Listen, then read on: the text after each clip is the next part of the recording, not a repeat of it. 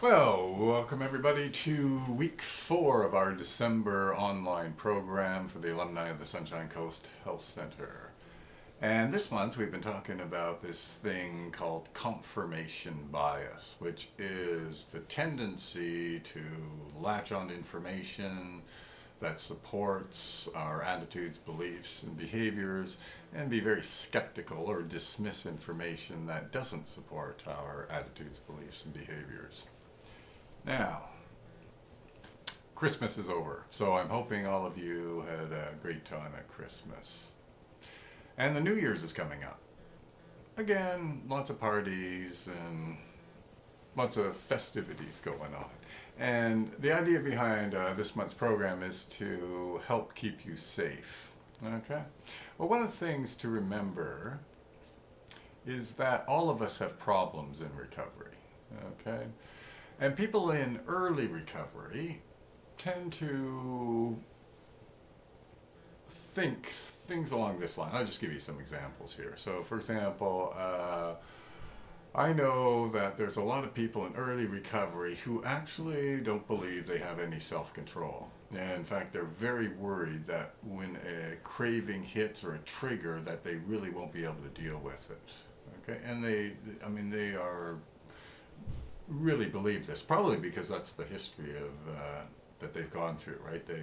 37 times they've got cravings, and 37 times they've crashed and burned and gone back to the drug use. Okay, so probably it's based on their history of personal experience and how they deal with things. Other people, for example, have said, well, geez, I'd like to take control of my life, but frankly, my family won't let me.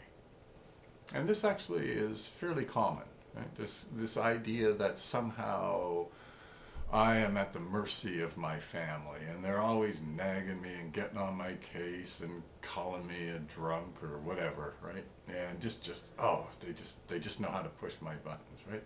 So those are a couple of examples.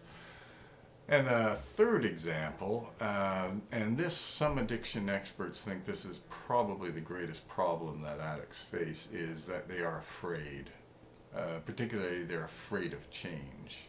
And oh my God, what am I going to do with my life if, I run into trouble and now I don't even have the substance to help me out? Oh, geez, So fear is a big thing. And a lot of people believe this. Now, the problem is with this thing called confirmation bias, of course, is that you will take in information that supports your preconceived attitudes, beliefs, behaviors, right?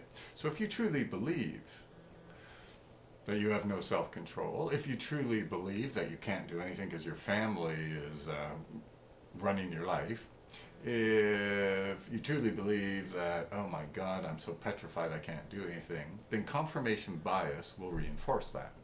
And you'll start looking around at your life and selectively finding evidence to support the fact that you have no self-control.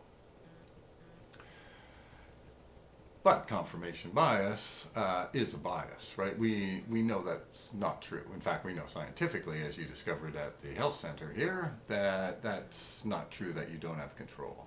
Everybody's got control. Everybody makes choices. Okay?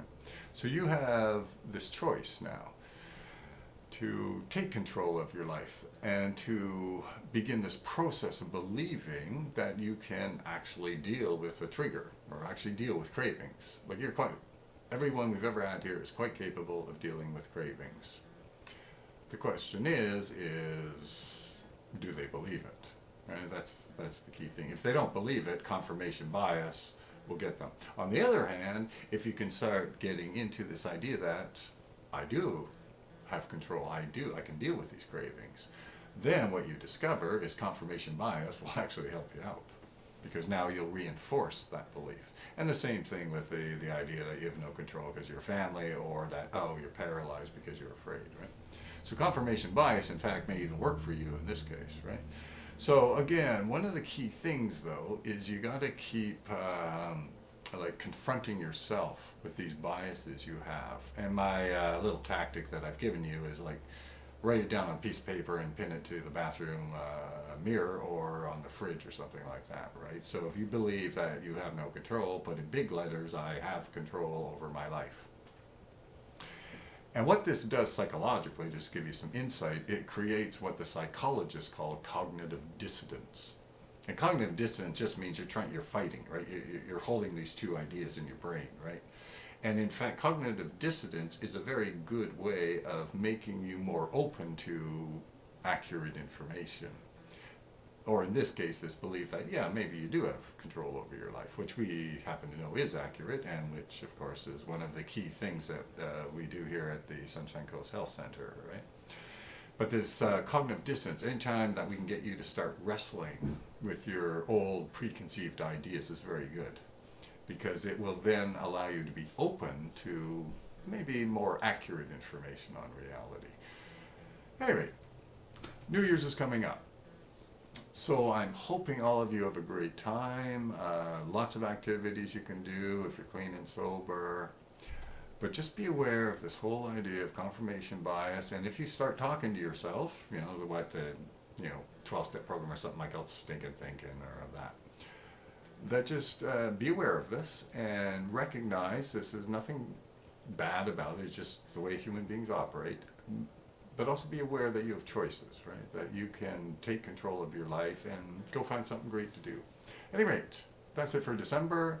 And we'll see you in 2010 with a new topic for January.